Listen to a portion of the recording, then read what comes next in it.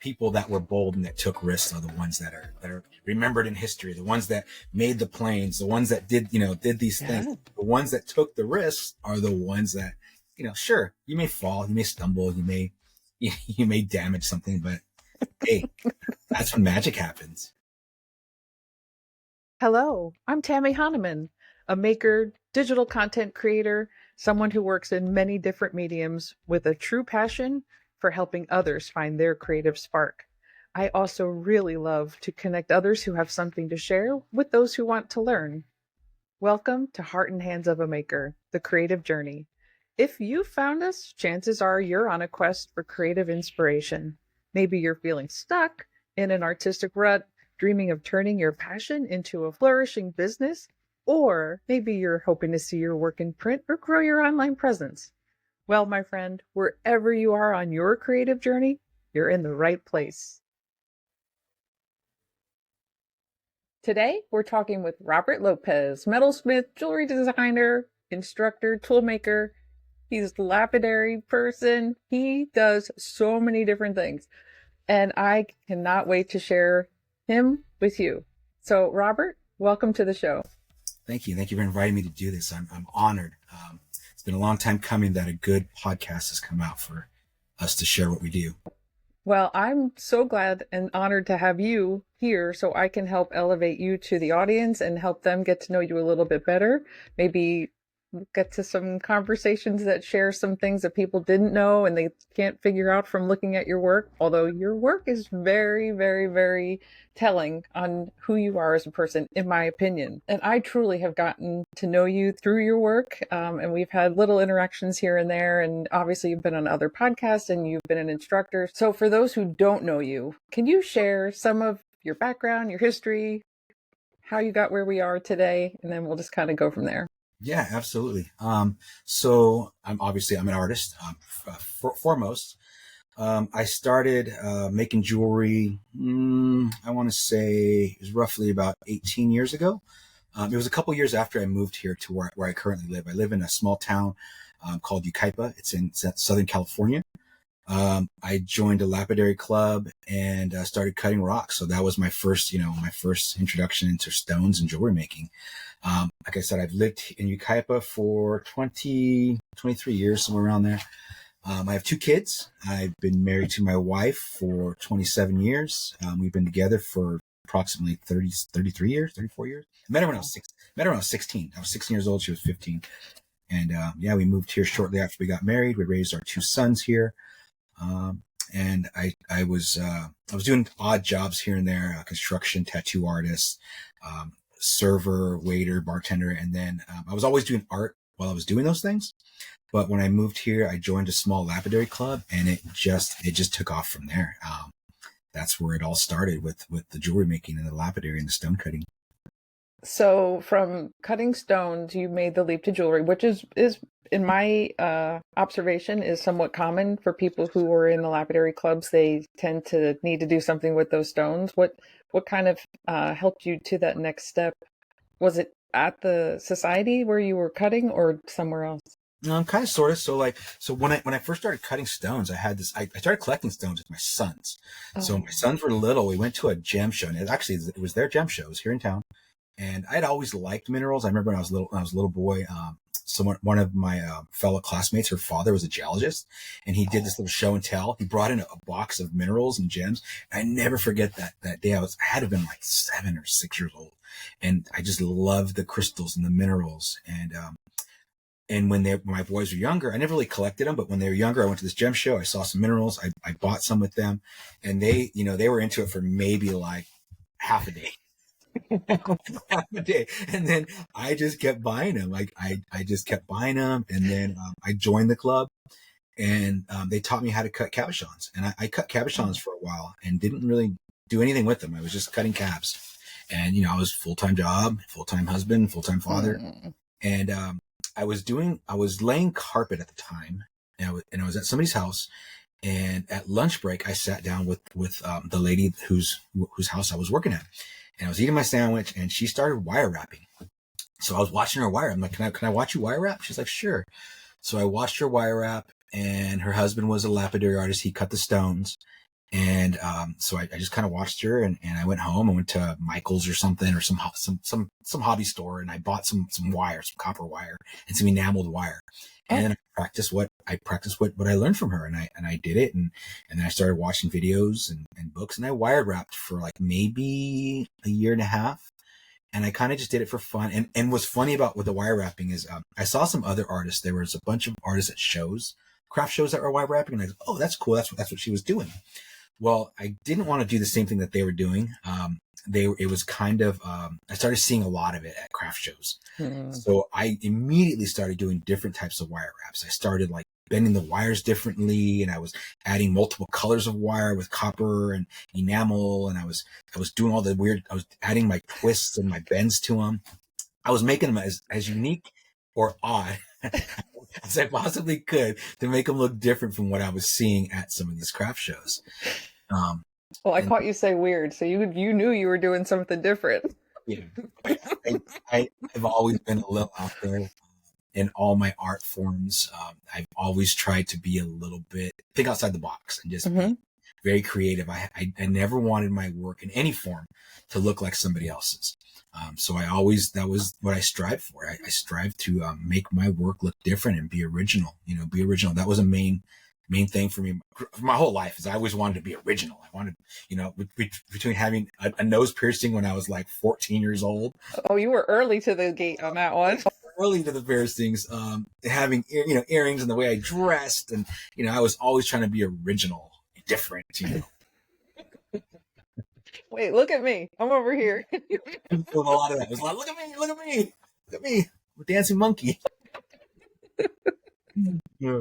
It's funny how we wind up there. So I think, that's a common thread where people start to learn something, they inevitably mimic the person they learn from, because that's how you learn, right? You practice, you try things. To me, it's the confidence to then take it to the next level and express yourself through those same materials or whatever seems to be speaking to you. What can you share about that? Because I'm sure have seen that. Oh yeah. So, in the beginning, so like this is like in the beginning when I first started learning how to metalsmith, I was never formally trained. I learned how to metalsmith by reading Lapidary journal, by going to the bookstores and sitting there and pulling out the books and sitting there for hours looking at the photographs and the images, reading the articles, and then I started buying some books.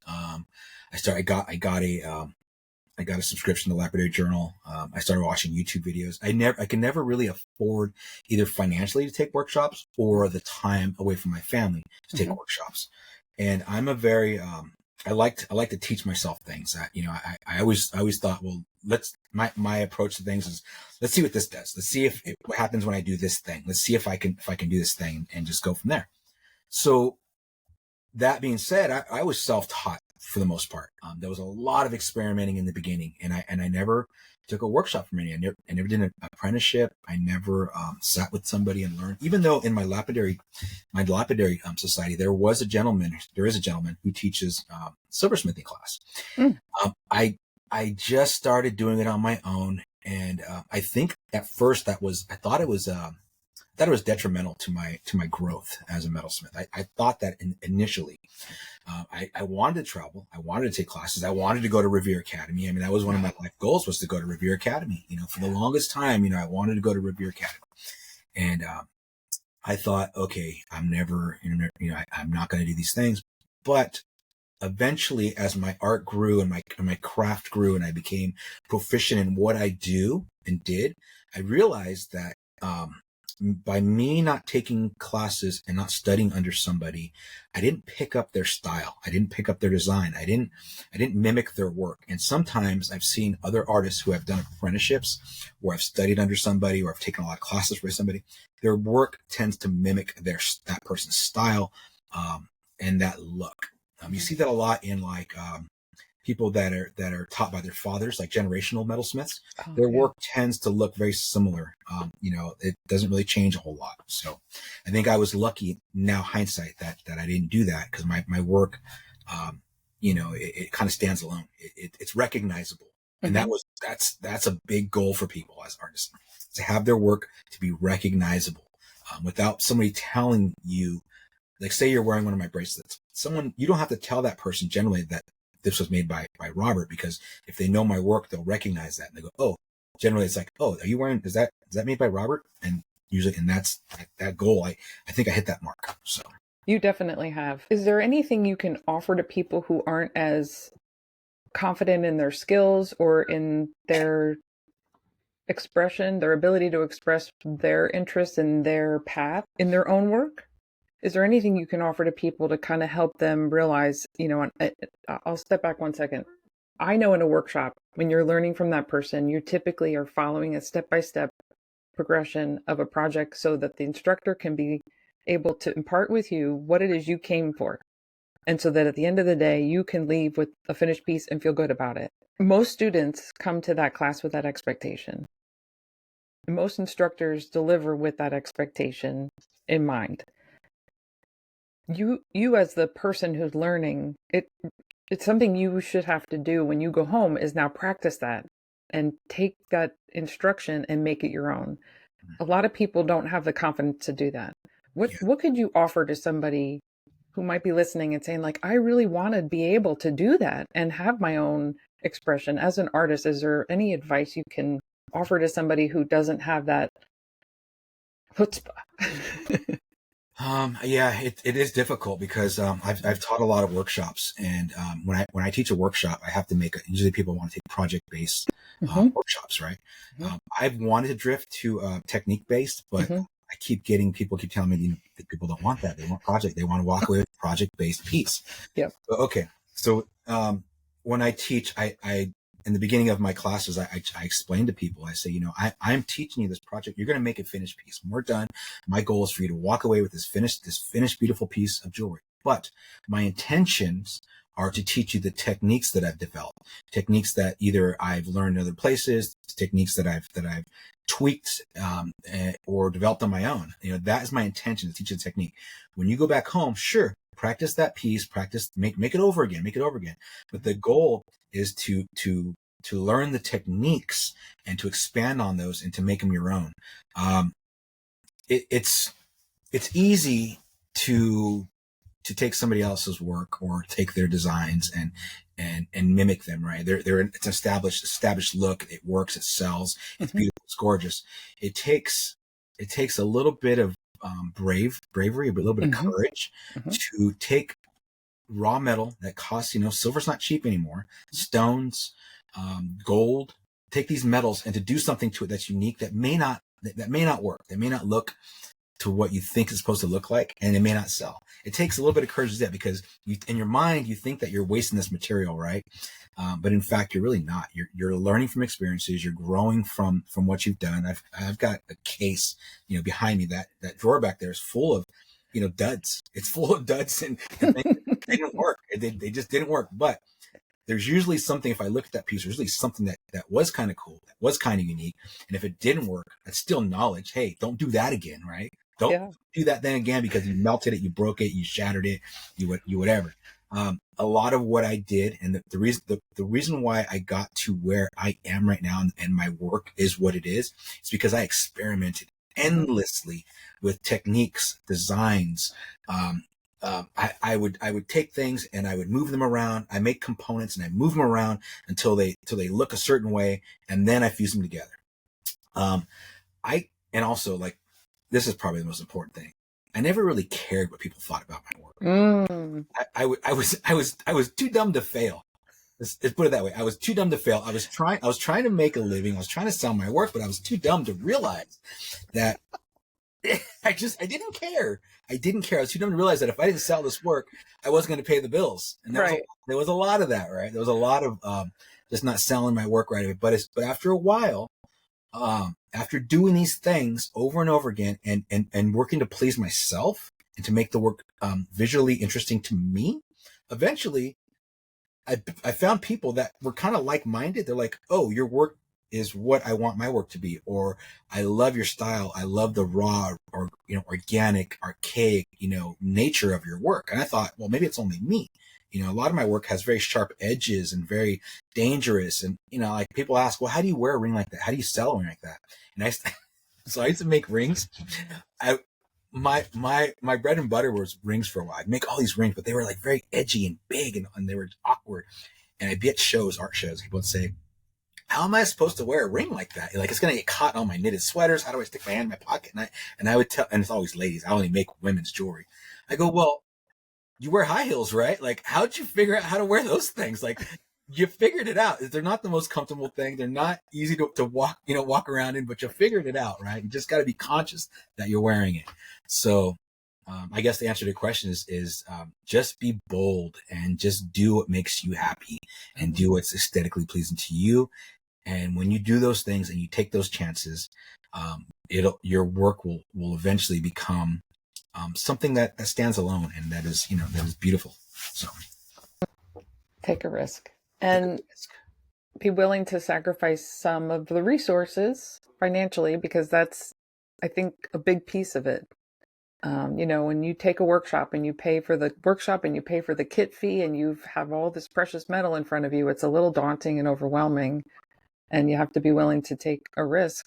And then you come back to the next workshop with all of the failures and you're like, okay, now teach me how to melt this down, and you use, recycle it. Life's a risk, man. I'm sure there's 100 quotes out there. I don't know any of them, but I'm sure there's 100 quotes out there about the people that were bold and that took risks are the ones that are remembered in history. The ones that made the planes, the ones that did these things. The ones that took the risks are the ones that, sure, you may fall, you may stumble, you may damage something, but hey, that's when magic happens. Right. And I think it is, it's inevitable you're going to fall flat on your face. And then I think sometimes when you do and you realize you lived through it, that's when you grow. Yeah. There was a long time when I first started making jewelry, people would tell me, I got a lot of, there was this, what you should make? You should make this thing. And they would show me pictures of other people's work, like, things of work that was mass produced. There's these big companies that were making jewelry back in the days. You see these big booths full of these things. They're like, can you make this owl? This company makes, I'm like, why would I make that owl? I go, there's 1,000 of them over there, and I can throw a rock and hit an artist that makes this thing that you're asking me to make. I make these things because they're different and it's unique, and it's, that's why I make this thing. I don't make it to get rich and have this giant factory that's pumping out the same thing over and over again. I make these things because they're unique. I make these things because hopefully they'll spark something in somebody else. Yeah. And they make me happy. They make me happy making them. That's pretty much the bottom line. That's wonderful. And that is the magic. It's like you didn't give up. You didn't stop. You kind of brushed past the fact that you were a tattoo artist and you were doing a lot of other things, and you were a wire wrapper, and you kept moving until you found the thing that really makes you happy. And now you create things that make you happy. And if they make somebody else happy, you're happy to sell it to them. Yep. That's it. I've tried so many different things. Not only was I a tattoo artist, I was doing piercings. I've been a woodworker. I was doing paintings and sculptures, and I was doing so much different types of art, and none of them held my interest. When I got to metalsmithing, when I picked up the torch, when I picked up a hammer, when I had to use an anvil, the difficulty of manipulating metal and stone, it's not easy. It's you have to use very hard things. You have to use torches and heat, and you have to really push these things to become what I envision them to be. So that amount of difficulty is what really held my interest, with metalsmithing. It wasn't easy. It took a lot of tools, and it took a lot of, moxie, and a lot of, just like I had to bend the metal to my will of what I wanted. You will form. Well, and speaking of the metals, you work, is it fair to say primarily in Argentium, or it's part of what you use? In terms of silver, it's only what I use. Mm-hmm. I do use other metals. So I try to label myself as a artisan metalsmith as opposed to a silversmith, because I use a lot of titanium in my work. So titanium and Argentium silver are primarily what I use. I do use a little bit of gold, like in kombu. When I do kombu, I'll fuse gold. I've used a little bit of copper. I've used found objects, steel and coins and feathers and leather and pearls, and I use all kinds of stuff. Primarily, if it's silver, it's definitely Argentium silver. And the reason why I use Argentium silver, well, initially when I first started using Argentium silver, it was because I got tired of polishing silver. I got tired of, I'd go to shows and I would have, 70 pieces that with a lot of detail, a lot of layers, a lot of texture, and to polish deep into textures over and over and over again was very difficult. I got tired of polishing. So when I heard about Argentium silver being tarnish resistant, I was like, oh, let's check out this. And then I went and the first time I ever saw it being used, I watched Rhonda Coriel do it in Tucson. The first year I went to Tucson, that was back when Rio was there. And I went to their show, and Rhonda was doing a little demo on it. I went just because I wanted to learn about tarnish resistant properties. Well, she was fusing it. So like this light went off in my head.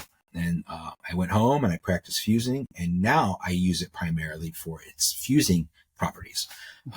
I'd say 90% of my pieces, that the percentage of the work is fused. I use very little solder in my work. It fuses beautifully. I can add all kinds of texture and layers. I can roller print a pattern on a sheet of silver, like using something fine like lace or a leaf skeleton or a feather.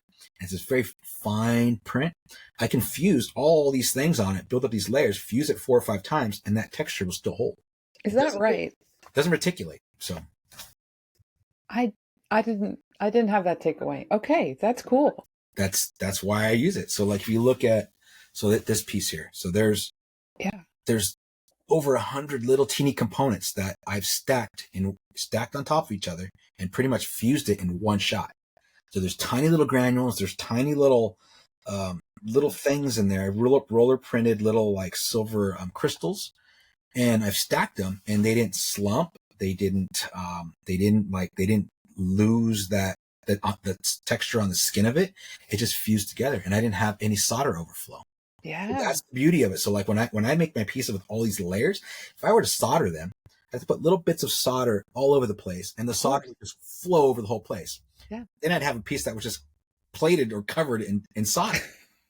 Right? I'd have a solder plated piece. Well, I can fuse it all. So I couldn't do what I do with it's that property that Argentium has. That's interesting. Okay, well, and I've worked in Argentium, but I didn't realize that by fusing it multiple times, the texture stays. Like I've not needed to fuse it more than one time, so I'm a novice. Well, very cool. I have pieces. So there's a piece behind me, on my shoulder back there. That piece has thousands of components, tiny little granules, little pieces of dust, little wires, little faceted things. And I had to fuse that one several times because I was building it up, and I was still developing it as I was making it. So I kept adding more and more layers to it, fusing and fusing and fusing. If you overheat it and do it too many times, you get a tiny little bit, it's like this little bit of a sparkly kind of little teeny texture to it, like almost like a fused dust texture, but it adds to the look, I think. So that's about it. And is that because that'll happen in metal clay if my kiln is too hot? I'll have this really pretty sparkly texture. Is that kind of the same thing? It's similar. Yeah, it's a similar. Heat related. Interesting. Huh. Oh, learn something every day.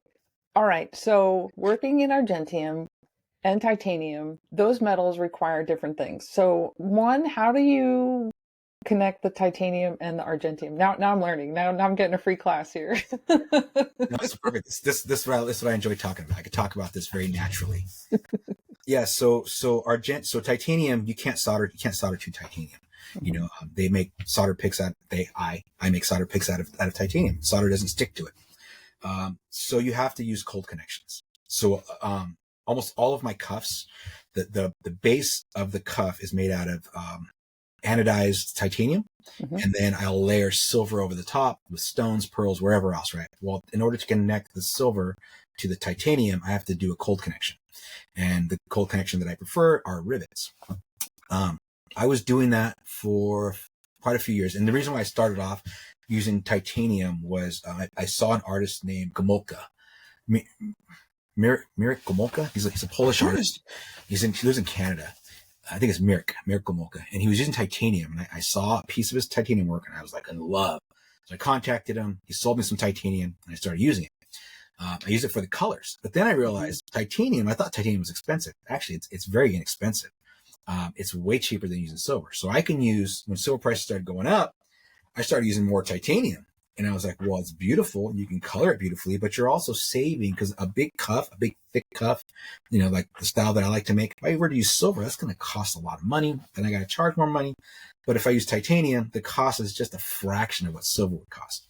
So I started using more titanium, started learning how to anodize it and heat color it and texture it and cut it and drill it and saw it and all the things.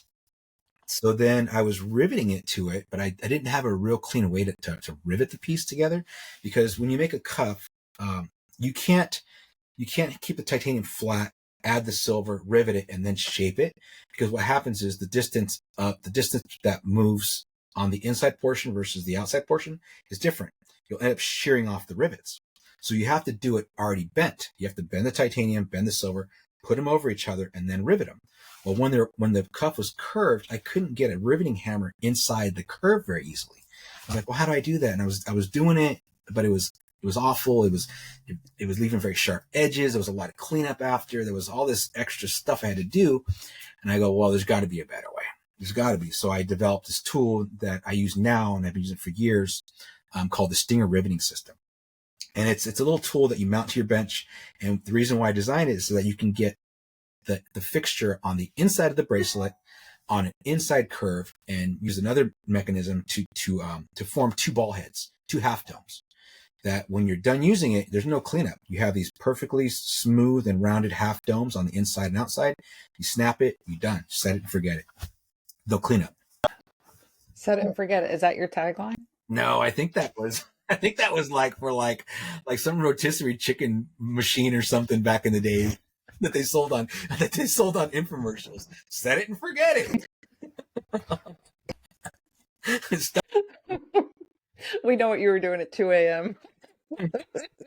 Eating rotisserie chicken. Oh, there's a catchphrase I can use. Set it and forget it. Set it and forget it. I love it. Yeah, I used to sell things on late night infomercials. That was I used to sell ShamWow at night. ShamWow. You've done it all. Okay, so the Stinger Riveting System, you're in your second or third iteration? Oh, this is the third iteration. So because I think I have the 1, and I think I now have the 3. Yeah, the first one. So when I first started making these things, so I make tools now. I design, I invent, I reconfigure tools. So sometimes they're new ideas, like the Stinger Riveting System. I don't think there was anything out there at the time, or even now out there that was anything like that. So I think that's a completely original idea for me, as opposed to there was in other industries, there's riveting things for jewelry. In this form, I think I was the first to do this. But I do take certain things that are like, oh, well, like these tweezers don't work the way I want them to work, so I'll do this thing to them, blah, blah, blah. So some of my tools are like that. But this Stinger, the first time I made it, I just made it out of things I got at the hardware store. So I went to the hardware store and I found like a electrical mounting clamp, grounding clamp, and then I got like a nail set, and then I got a nail punch, and then I kind of just reconfigured them and I made them. And then it worked, and then people liked it. So I took it to a class at Francesca Watson's studio, teaching a bracelet class, and I took it there just to teach with. I didn't think I was going to sell tools or whatever. And then everyone's like, "Do you sell this thing?" I was like, "I need this." No, I said I just bought it so you guys wouldn't drive me insane and just ask me how to get this inside rivet done. I was trying to save time is what I was doing. And I was making my life easier. I was making my life easier, and I was trying to save time. And then they're like, well, you could sell this. And I go, well, I don't know what it's worth. So I let them, so the price that it is now, I let the class decide on what it was worth. I go, what do you think it's worth? They're like, I'll give you this much for it. I'm like, sold. So I go, at the end of the class, I'll unmount these things and you guys can have them. And then I took pre-orders, then I started making them. And then I realized it was a thing. It was a good tool. So then I made another version of it, again, with things parts that were made for other industries. So I went to electrical contracting supply place. I bought a different grounding clamp. And then I stopped making them for a while. And then I came back to them. So after COVID, everything went up, price and all these materials. And I went back to go buy the parts again. They had quadrupled in price. And I said, whoa, I can't afford to make these at this price for, considering how long it takes to make each one and the cost of buying the materials. So then a few months ago, I broke it down and I found some other types of materials. Now I'm making them pretty much from scratch. The mount, I buy raw stock. I bought some new equipment to drill them out, and I bought a special drill press, and I bought belt sanders, grinders, and I bought a laser recently so I could put my logo on the things. And yeah, it's it's its own animal now, making tools. Wow, where are those boys? You need to get the boys involved. I know. I'm hoping one day. I have hope for one of my sons. One of my sons is he does his thing with on computers. He's a tech guy, and he works from home. He's got a great job. My other son, he's more like me. He's very hands-on. He likes taking things apart. When he was younger, he would take things apart, not put them back together. But he was using tools. He was using my tools, and he made a blacksmithing forge one time when I was away at a show, and he took one of my good files, my Nicholson files, and he made me a knife out of it. At first, I was a little angry. I was like, "That's my good Nicholson file," but then I was like, "This is a beautiful. You actually did really well with it." So I'm hoping one day he'll come my way, but I think he wants to be a teacher now. So he may need a part-time job. Yeah, there you go. That's awesome. And we have to be careful when we have our kids, right? We can't make them do what we think they should do. They have to find their own way. Oh yeah, I'm hoping they'll find some sort of interest in what I do, and because I'm not going to be doing this forever. And I have all these tools, and I'm inventing tools, and if they don't do them, they don't make the tools and sell the tools, and take over the small business I have, then I'm just going to have to give it up to somebody else or sell it off or something. Who knows? When I get older.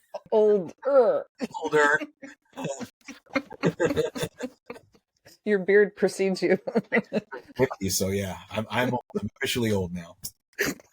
Not old. That's not old. If you're old and I'm older. Well, and we know there's people who are in our circle that are even older than we are. So yeah, but they're aging like fine wine. No wine. Some of those people. No kidding. It's an interesting thing to take this also from. I don't want to minimize what you were doing, but it was kind of a hobby. Because you were not doing it to pay the bills. Mm-mm. And then you have now made it into a business. So I've got many questions around that, but I'll let you take a stab at that. Like, what did that mean for you? How did you get there? I remember the day I quit my job. So I started off first time I didn't quit my job because for jewelry making. I quit tattooing, but I sold my tattoo equipment. That was kind of like a side gig, right? I was still working, but it was a side gig. I sold my tattoo equipment. Then I bought jewelry making tools. Bought my first torch. Bought a couple things like that. And then I was still working. Then I started working construction, and I was working for a buddy of mine. He owned a construction company. Him and his mom. And I was making decent money. I was building banks, and I was working at Air Force bases and blah blah blah. And I remember one day I was making jewelry and I was selling at shows, and I started selling like almost everything I had at shows. Like I'd sell out almost every time. And people were really starting to respond to my work. And I remember telling my buddy one time at lunch, we were sitting by his truck and smoking a cigarette. And I said, "Hey," I think I'm going to quit. And he goes, "What?" He's like, "What are you going to do?" I said, "I'm going to make jewelry full time." And he goes, "Okay, all right, good luck." He's like, "We'll be here if it doesn't work out for you."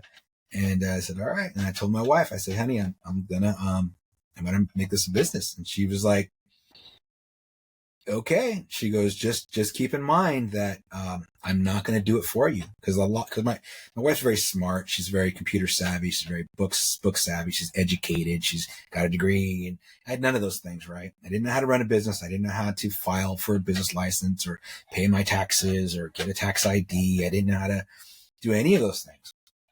So I did it. And she goes, "You're going to do it yourself." And I said, "Okay." She goes, "I'm not going to help you." And I said, "Okay." So I rented out a small little studio out of my house in the next city over. It was 300 square feet, a tiny little, I got sheds that are bigger than that. So I rented out this little studio above a bar, and it was one little room, and I got a couple little benches, and I started making jewelry there and doing shows. And then I started teaching a little bit. I taught, I taught people, very small groups. It was like, a carpenter's handful of people at a time, 4 people at a time, carpenter's handful, a carpenter's handful, 4 people at a time. That was it. And then, it started working. I started making money. I was paying the bills. I was always able to pay the bills. I was paying my taxes. I was, doing the things. I wasn't doing it great, but I was doing it. And then one day, out of nowhere, Richard Selly contacts me on Instagram. And he's like, "Hey, I'm Richard Selly, blah, blah, blah." I'm like, "Yeah, I know who you are." You don't like you didn't know. You don't got to say your last name, buddy. And he's like, "Hey, I'm going to be in town. My family lives nearby. Can I come by and visit your studio?" And I said, "Yeah, sure." So he comes by and he goes, "I want to talk to you about something." He goes, "I teach on the road. I teach these workshops." And I think at the time he was considering taking a break from teaching. He goes, "This promoter that I work with is looking for, new artists. Do you think you want to teach?" And I was like, I don't know. I don't think I can. And, so he talked to me a little bit about it. And then I was like, I thought I was going to do it. And then I started backing out. I said, "You know what?" He put me in contact with the promoter. I said I would do it. And I was like, the more I started getting ready for it, thinking about it, I was like, I don't think I can do this. I said 15 people. We had to teach 15 people. Mm-hmm. I'm like, I can't do this, Richard. He goes, "All right, well, come." "I'm teaching a workshop." It was somewhere in Orange County. He goes, "Why don't you come by, sit in on the workshop and see how I do this? See that it's possible. See that you can have 15 people in a room and they're not going to, catch themselves on fire, and they're not going to blow up the building, and they're not going to take their eyes out at every turn." I was like, okay. So I went in and I watched them. And I watched them work, and sure enough, these people, they were able to make jewelry. They were able to take construction. Nobody died. Nobody lost a finger. A couple little burns here and there, but nothing major. And so I said, okay. I said, "I think I'll give it a shot." And that was it. I went and signed the contract. I taught my first year in Tucson. I had 15 students. That first year, so I already had something. I booked something else. So I booked something with one promoter, a small class, and then I booked another workshop with another promoter. So I had back-to-back classes. I had multiple classes. It was wild. It was wild, but it worked. Nobody died. Everybody finished their work, and surprisingly, I was actually a good instructor. People really thought I was doing something well. I was so afraid of failing that I overthought everything. I worked out every kink I could imagine. I did all these beautiful handouts, and I brought a video camera, and I brought next year I brought wireless mics, and I had projection screens, and everyone's like, "What are you doing?" I said, "Well, I don't want them crowding around me. So I want, a camera and a projection screen." And then people started doing that too. Other instructors started doing that, but it was a wild ride. I don't even remember what the question was at this point, but here we are. Here we are. No, and that's it was something that you had on your heart to start a business, and you just figured it out. I just figured it out. And you maybe turned to some resources. Lapidary Journal was always good about business articles, and you have friends in the industry who, I think Francesca was there to help support you through things. Oh yeah, that was Francesca's been crucial part in all this working. She is. Yeah, I met Francesca early on. I think it might have been right before that workshop or right after that workshop. It was very, very soon. I met Francesca, I met Richard, I met Jeff Fulkerson, I met Eva Sherman, all within, like Danny Wade, all within the same year, around the same time period. It was in Santa Fe. I met Francesca, and she wanted me to teach for her too. So then I met her in Santa Fe at a show, a beach show, and we hit it off instantly. I met her briefly. I walked into her classroom. She was busy, so I left, and she invited me to dinner. We sat down. I made a very funny joke, I think, at the expense of Jeff Fulkerson. The room erupted in laughter, and Francesca says, "I know we're going to be best friends. I know we're going to be great friends after this. You're my kind of people." And so let me tell the joke. I got to put the joke out there into the ether. So I'm sitting next to Jeff Fulkerson. The server comes by, and it's a table full of people. It was people from Lapidary Journal. It was, what was her name? Tammy Oh, Tammy. Yep. Tammy Jones. There. Gwen Youngblood was there from Rolling Mill Resources. Letty was there. Jeff was there. Danny was there. Gabriel was there. All these people. Oh man, you had an audience. And I was not, nobody knew me at this time, right? Francesca kind of got a whiff of me. I knew nobody at this table. They all knew each other. They were all around. Sitting next to Jeff. Server comes around and starts taking our drink order. So everyone's ordering cocktails and drinks. They get to Jeff, and Jeff says, no, thanks. I'm not going to drink. I'm an ugly drunk. I looked at Jeff and I said, buddy, I'm sorry to tell you this, but you're not so hot sober. And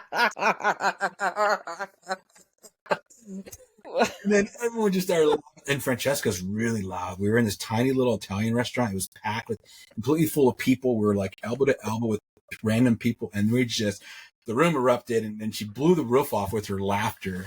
And we've been such good friends ever since. And she's really, anytime I have a question about anything, anytime I need guidance, anytime I feel like I'm stumbling, anytime I feel like I'm not good enough, or I don't know what to do, or I need some sort of perk or some sort of pick me up, Francesca's, anything that good happens in my life, anything that bad happens in my life, she's one of the first people I call.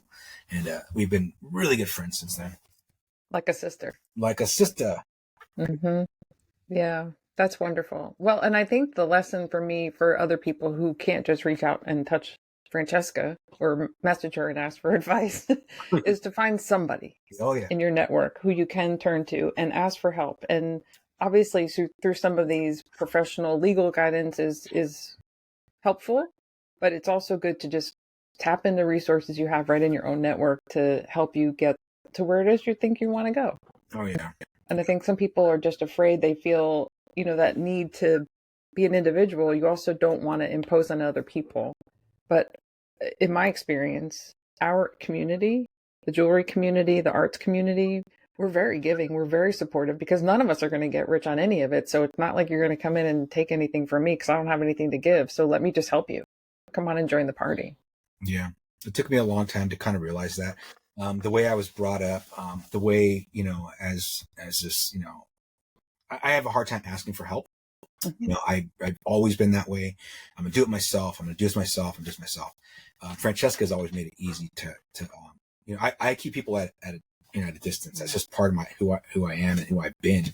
I keep everybody at arm's length. Francesca, she pushes my arm down and brings me in for a hug. And that's how our friendship, developed. And, we can't do it all. And for the longest time, I, like what you just said, I thought as an artist, I had to keep some of these things to myself, these things that I've developed, or these techniques that I've developed, or this little trick that it's my thing. It's my thing. It's my thing. You know what? A lot of it's already been done. Even if it is something new, you got to share that thing, because, we're all trying to survive. We're all trying to be unique, but at the same time, we got to share our knowledge. We got it. Like, if I were to die tomorrow, I wouldn't want some of these things that I developed to just be lost in the ether. Like, nope. Like, how did he do this thing? Right. It's like, well, I shared it with so-and-so. I shared it with so-and-so. And, money's good, but, we got to share these things. I thought that I'd make more money selling the things that were absolutely unique and were mine. These are mine. Money is fleeting. It comes and goes. Friendships, relationships, sharing of knowledge and information is golden, and it opens up so many doors. It opens up when you share with somebody, they're more willing to share with you. So yep, and that's worth more than money. And the money comes and goes. Like, money you need comes, and then you give it to somebody else. On that topic, I heard something very early in my journey of making jewelry. I was watching a documentary on, they were interviewing some guy from the Blue Man Crew. And he said, and it's always stuck with me. I'm not good with quotes, but this one stuck with me. He said, follow your bliss and everything else will follow. When he started off the Blue Man Crew, everybody, they naysay to him. They think, what are you going to do? What? This ain't going to work, right? He did it because he loved it, and everything followed after. So I've kind of, I've always remembered that quote and that saying, and I do what I love because I love to do it. It makes me happy. It my work, my art, it's it is who I am. It's in some ways it's saved my life. It's created a life for me that I never would have dreamed of before. Before jewelry making, I thought I was gonna be digging trenches the rest of my life, or working in a restaurant, or I'm not very good. I'm not very book smart. I don't like going to school. I didn't see myself getting a degree or whatever. So I figured I was gonna be a laborer. I was just gonna be a laborer, and this has allowed me to see things, to go places, and meet people that never thought I would be able to do. So, some of those chances that I took, some of that pain, some of the dings and dents and bruises that I've acquired, through this process, it was all worth it. It was all worth it. It's beautiful. It's hard to get to that point in life where there's still so much more life to live. So it's wonderful that you have that realization and that confirmation already. Yeah, it's been a journey. The last 3 years have been really, really wild. I've taken a break from making jewelry for the most part, for a couple years. But I've been kind of deconstructing myself, a lot of therapy, a lot of, I quit smoking, a few years back. I smoked for 25 years. I quit smoking. I quit drinking. I drank for 35 years. I quit drinking a little over 3 years ago. And in this process, there was a lot of therapy, a lot of introspection, a lot of, growth, a lot of, dissection. I had to deconstruct myself, and then I had to look at the things about me that were positive and good, and the things that were not so good. And I had to decide how I was going to put myself back together. And through that process, I realized that my art is a direct reflection of who I am. I didn't know for the longest time if my art had any meaning to it. I just thought they were beautiful baubles, beautiful knickknacks and paddywhacks, doodads. And that's what I thought they were. I thought I was just creating doodads and knickknacks, right? And I was like, well, I'm an artist. I say I'm an artist, but I gotta have something prolific to say. There's gotta be a statement. See, it gotta be political, social. It's gotta be something. That's what art does. It invokes these emotions and feelings, but I don't have that with my art. So I just thought they were pretty things. But in these last couple of years, as I looked at myself, and as I started to put myself back together, and I looked at the dings and dents and bruises and scuffs and scrapes that I have on myself, I realized that my jewelry is pretty much a reflection of that. My work is very archaic. It's very raw. I purposely put dents and scratches and dings and file marks, and I take it out to the sidewalk, and I smack it with the hammer to get these textures and layers. I intentionally heat fracture and break the silver. Argentium silver breaks beautifully. It fractures at high temperatures. And then I put it back together in a way that's somewhat interesting and beautiful to look at, and I fuse it back together. My life, who I am, I'm dinged up, I'm banged up, I'm bruised. But at the same time, if I take the time to look at myself and appreciate who I am, who I become, those dings and dents are part of who I am, right? So they're part of my work, they're part of my jewelry.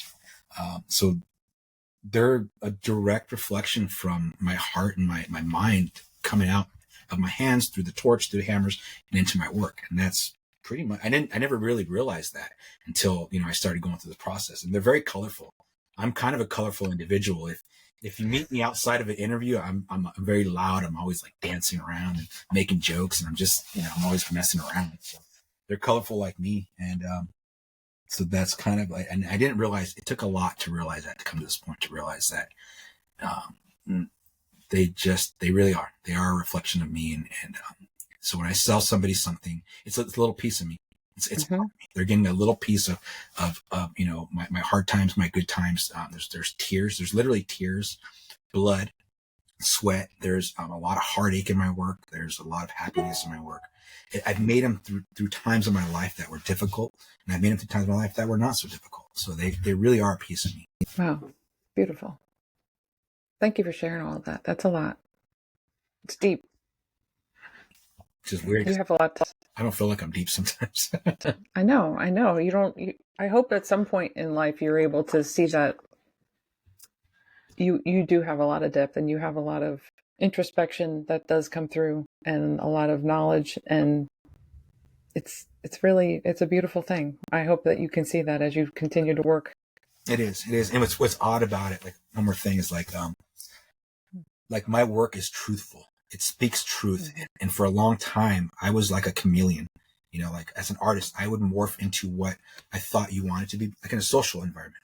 I'd be what I thought somebody wanted me to be. I'd act a certain way, but my work, it was one of the places that I was actually truthful. The truth came out of my work. It is what it is. This is who I am. This is what I make. Take it or leave it. In my life, I didn't want to be hurt. I didn't want to, I didn't want you to see the real me sometimes. I didn't want to see my pain. I wanted to be macho, tough guy. I wanted to be these things, right? So sometimes who I really was just it was a lie. A lot of times it was a lie of what I really was, because I couldn't put it to the world how I saw myself. Now I see myself in a way where, I'm okay. I'm okay with who I am today, and I'm okay with my work. So I'm going to keep doing what I'm doing.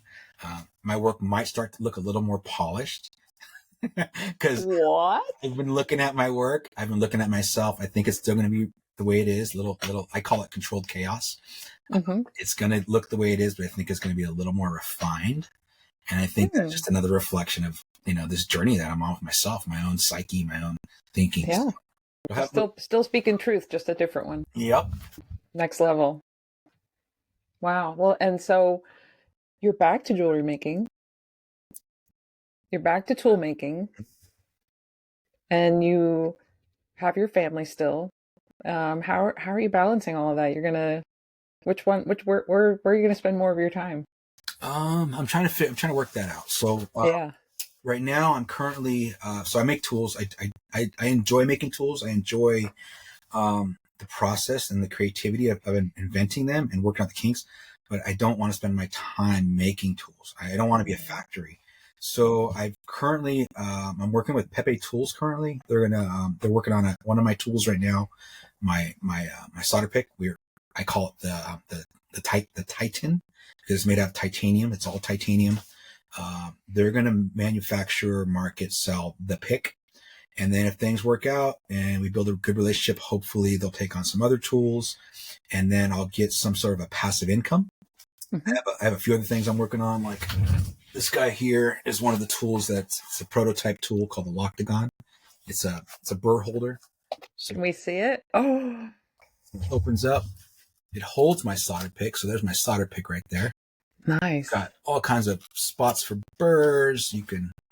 That's amazing. Let's see if I can. And look, they stay. They don't fall out. So I'm working with a fantastic designer, a very creative. This is practically a genius. His name is Michael Nashif. He makes the Kerf saw blade holder. Most people know that. Yep, that's it. He makes a bunch of tools. They're 3D printed, but he's a genius designer. And we started working together on developing this. Amazing. He came out with another burr holder that's coming out pretty soon. I love that. But we have a few other things that I'm pitching him. And again, hopefully I can make some passive income to where I could get back to jewelry making full time. My wife is with me now full time. She's permanently disabled, so she doesn't work anymore. So she's with me. My boys are out of the house. Hopefully I can just figure out a way to make that passive income where the money's coming in and I don't have to worry about, blah, blah, blah, blah, blah, blah. And I can just get back to my art, get back to making jewelry, get back to developing new techniques and new styles and new designs. Great. My work has been lacking the last few years. I got it back into it.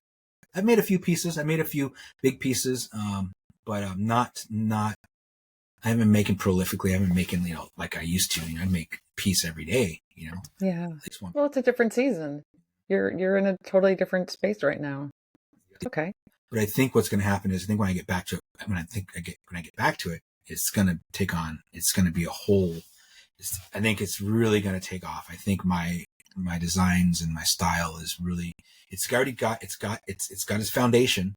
I built the foundation. Now I just need to build off that. And I think it's going to be even more refined. I think that's what I'm looking at, is more refined, bigger pieces, statement pieces, gallery work, things like that. So. Yes. Let the artists come through a little bit more. Then I love it. I'm here for it. I can't wait to see. I'm going to get in the Smithsonian one day. My work is going to be in the Smithsonian. I was reading an article about Harold O'Connor.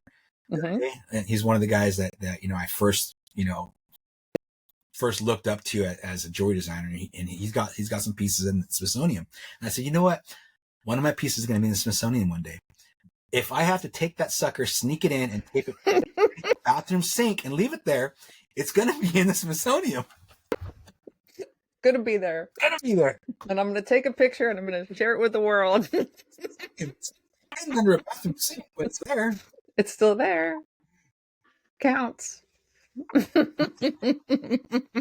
love it. I'll help you break in. I'm always up for some sort of shenanigans. I'm planning on breaking in. Oh, now you're taking the fun out of it. What are you, from Jersey? I'm from Jersey. You figured it out. It's a Jersey thing. It's a Jersey thing. Whatever you need, I'll take care of you.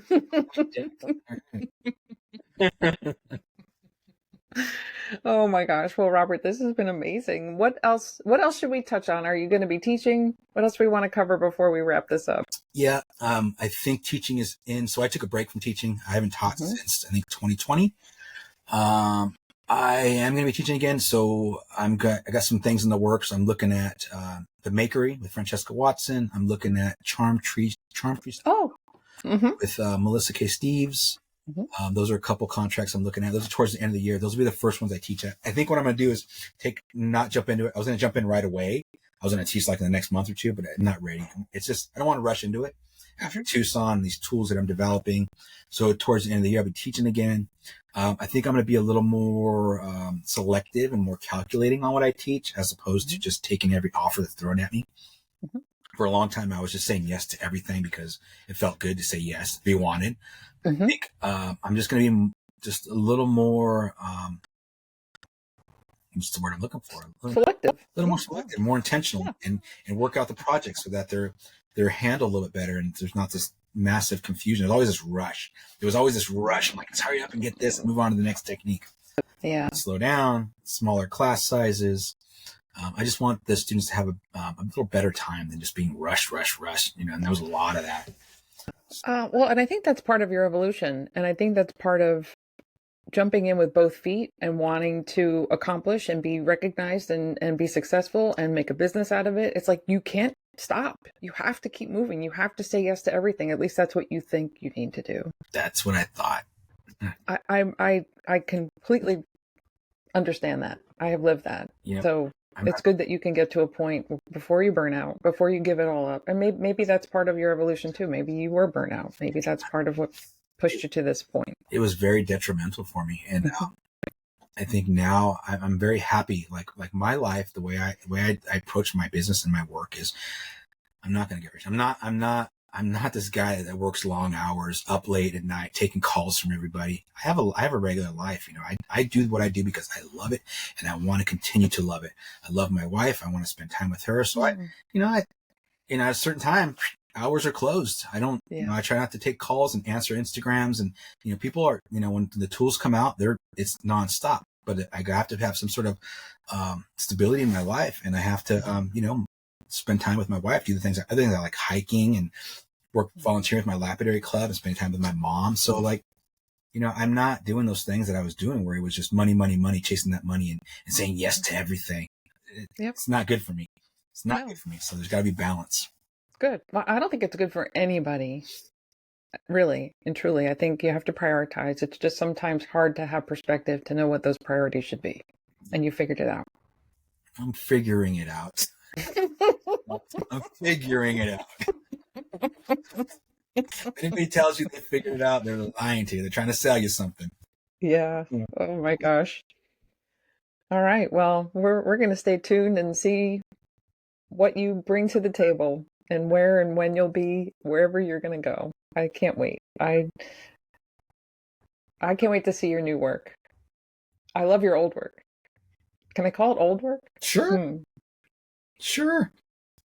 I love your body of work. I just found a bunch of my old work that I forgot about. I went on Pinterest this morning. I haven't had Pinterest in years. And there was a bunch of my work that I had forgot about it's not in my Instagram. It's not on my Facebook. It's not in my albums. I go, whoa, I made that. I go, I need to save that. So I looked my name up. I said, Robert Lopez Jewelry. And it brought up all this imagery of stuff that other people had saved from me that I posted a long time ago. Well, they'd saved them in Pinterest somehow, or however it works, right? In their little album. I go, there's so much work here that I've done that I had forgotten about. So I started downloading them and saving them. I said, I'm gonna go back to that little style, that little technique. I forgot I did that.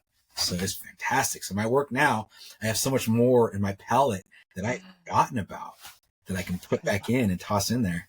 Oh, I love it. That's so great. How exciting. This has been such a pleasure. Thank you so much for saying yes. Thank you so much for being here. It's truly a pleasure and an honor to have had you as a guest.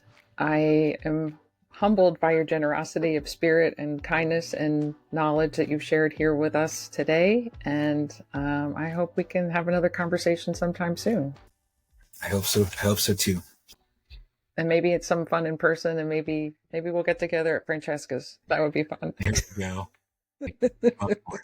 So thank you for joining us, Robert. Thank you so much. And thank you to all of you who tuned in and followed us along on this conversation. It is truly a pleasure for me to be able to meet people like Robert along my creative journey. And I can't imagine that you don't, but I do hope you have some takeaways from today's conversation. Please be sure to find Robert, look for him, follow his work, follow his journey. He has a lot coming out and a lot coming up that it'll be well worth your time to just enjoy the journey with him. So thank you. Thank you for that. Thank you, Robert.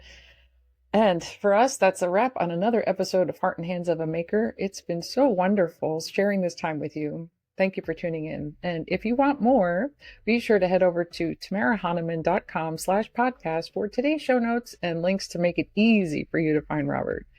And to be sure you never miss an episode, please follow Heart and Hands of a Maker on your favorite podcast platform.